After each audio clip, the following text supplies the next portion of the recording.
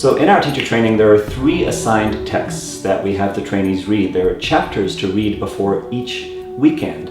And those texts are Buddha's Brain by Rick Hansen, A Path with Heart by Jack Kornfield, and In an Unspoken Voice by Peter Levine. In addition to that, there are also readings from the manual. And the through line that connects all these different readings is really something that's central to our training, and it's a word that I love and use all the time. Anyone who's studied with me knows it's one of my favorite words, which is integration.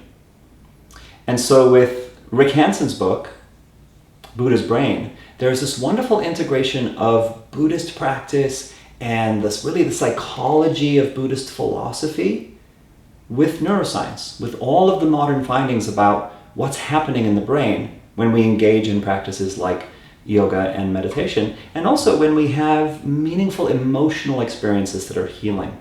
So I love that integration.